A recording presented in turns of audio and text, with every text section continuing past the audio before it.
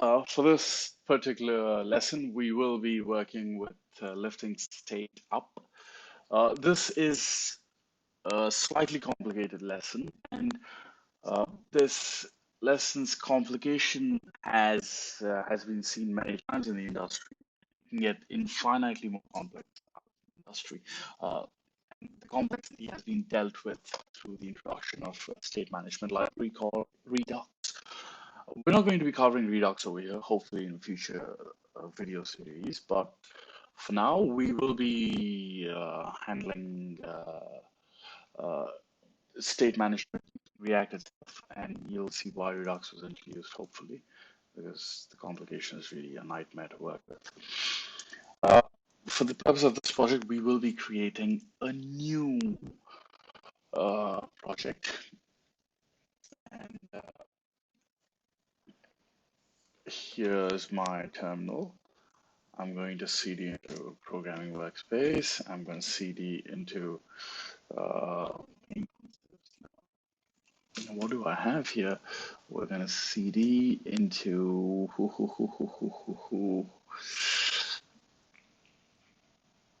React.js tutorials.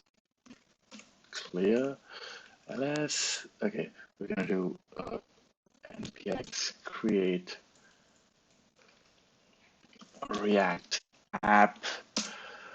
Not npm, npx, and we'll call this guy lifting state up. I'll see you all when the installation's done. Okay, the installation seems to be done. Let's work with the project now. cd into lifting state up, and VS Code by running this command, code/period.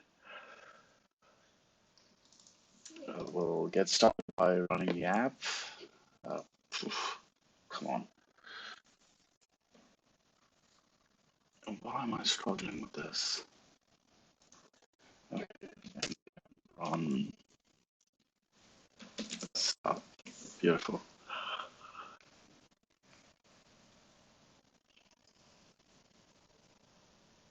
And this is the classic React app created when you do npx run React. npx create React app, sorry. We get rid of all the nonsense that we don't usually use. I don't want this thing, so div hello world, and I don't get index.css delete, move the trash, map, so none of this nonsense is necessary. Okay. Beautiful. Okay. Now we're going to create something called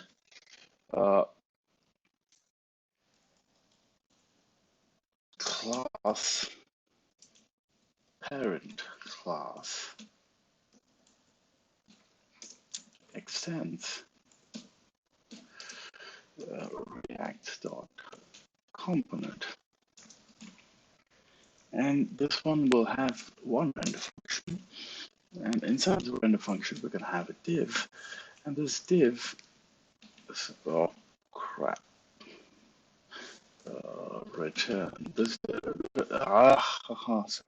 sorry guys, this render function will return a div, and within the div we will say parent element, and we're going to give it a certain height and width.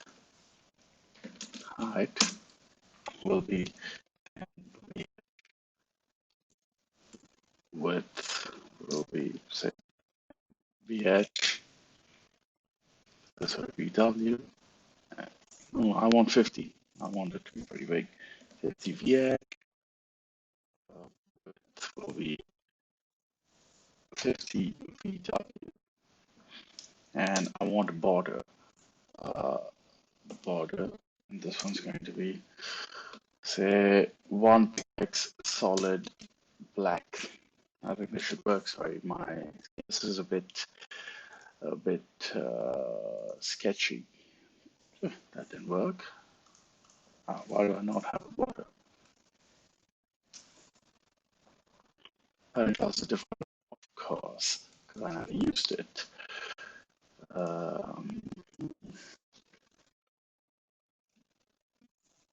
okay, let's try now.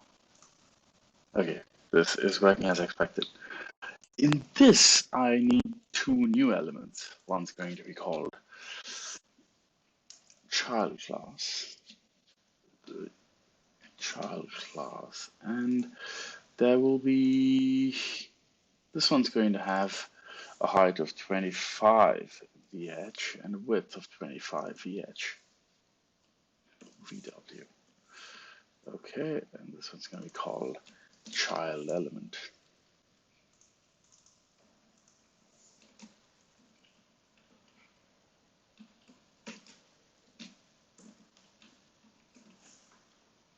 Beautiful. Okay, perfect. This is not how I wanted it to look. We're going to make this a little bigger. We'll make it this 70 viewport height. Fresh. Okay, and we'll add a couple of line breaks. BR. BR. Beautiful. What's wrong? What's wrong? Oh, I didn't close the tag. Of course I did. What are you whining about? Come on. Stop pissing me off. It works now. Save. Refresh one more time. Beautiful. And one last get out. One last line break. Save. Refresh. Why isn't the line break working? So I shouldn't be spending so much time on CSS. This is silly. Okay, perfect. So let's picture a situation where I have a button in each of the child elements. Why picture it? Let's make it. Create a button.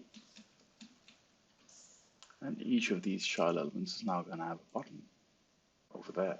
We need to put something in the button.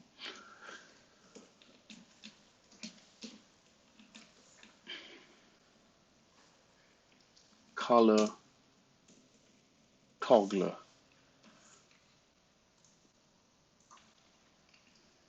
Each of these child elements has a button in them.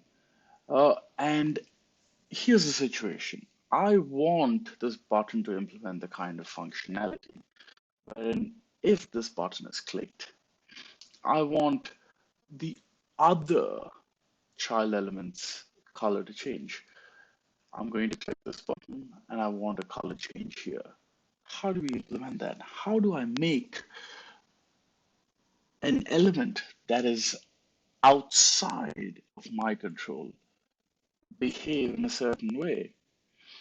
That can happen by lifting up state. We're going to get rid of this nonsense that says child element, and to make it very clear, we're going to say other color toggle,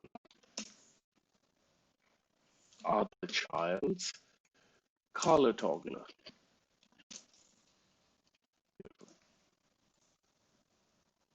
Perfect. Now, how? And I'm going to define a function inside, we'll call this toggle color equal to, I don't get, console.log toggle color. I'm going to pass this function as a prop into the child class. So I'm going to do color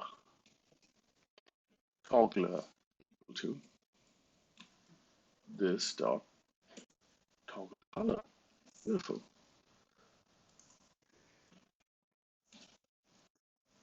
Perfect.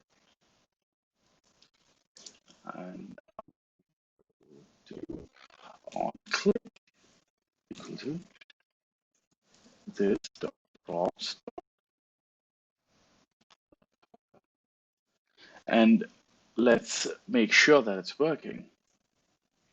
Refresh, click, toggle color, click, toggle color. Beautiful. This isn't quite enough. Which element is clicking the color toggler? Let's find out. Uh, Event console.log toggle color console.log event. Okay. And let's click. It says synthetic base event. How do I find the source? How do I find the source? Let's go to target. No, I don't know. It doesn't have a name property. Is there something we can do about that? Does this have an ID? We can always give it an ID. Let's send the ID in from here. ID equal to child underscore one.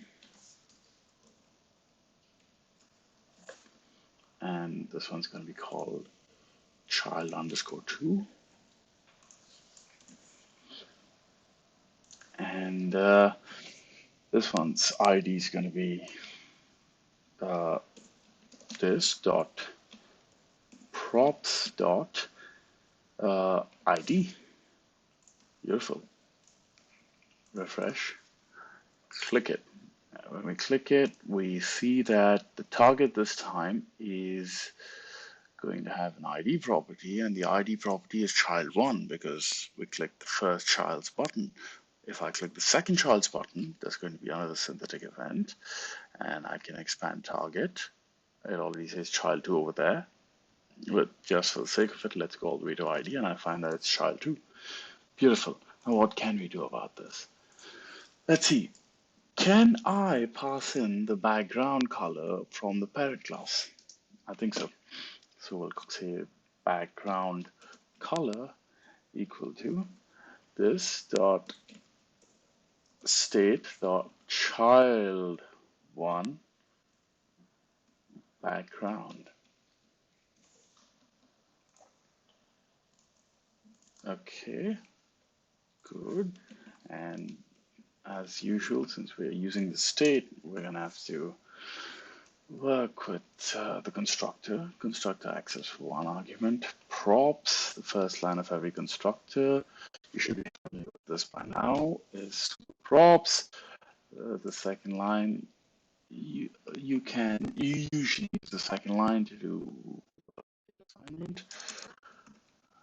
Child one background, we'll call this red. We'll also have child background, right? We'll call child to background, and for child background, we can do say green. And for this, we will set the background color to be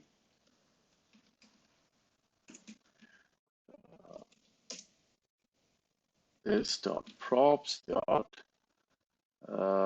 background color. Okay, let's hope this works. Beautiful. The first child has a color of red, the second child a color of green.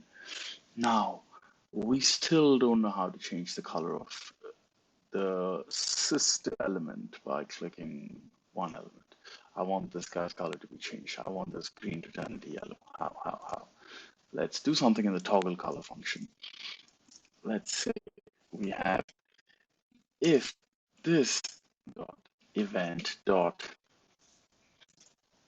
if event dot target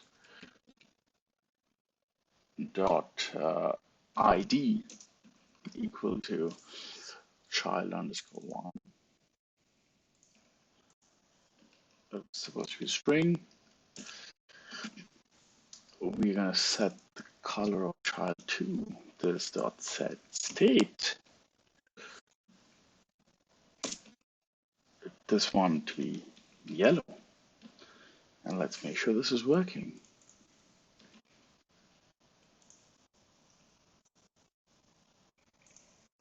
Voila, that works.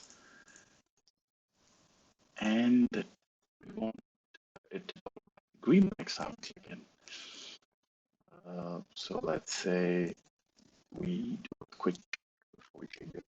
Dot uh, this dot state dot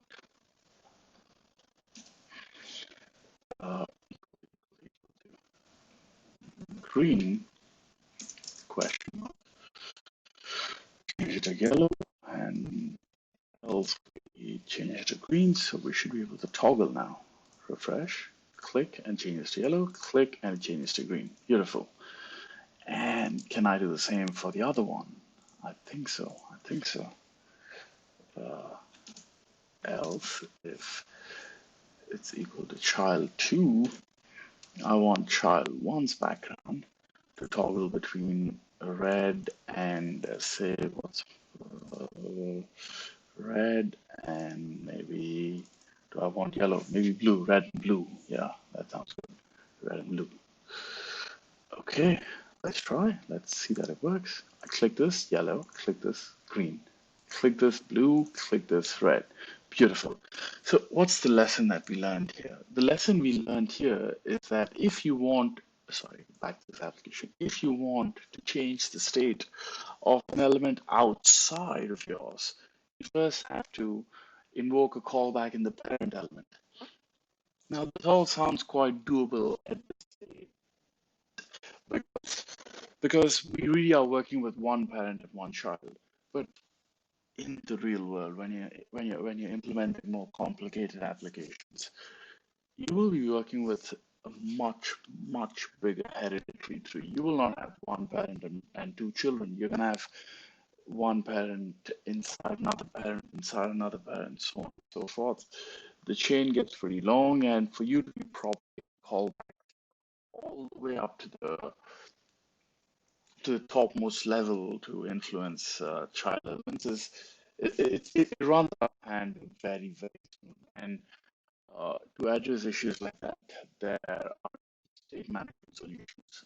Redux being the most popular one amongst React developers. There are a few used by developers of Vue.js like Vuex.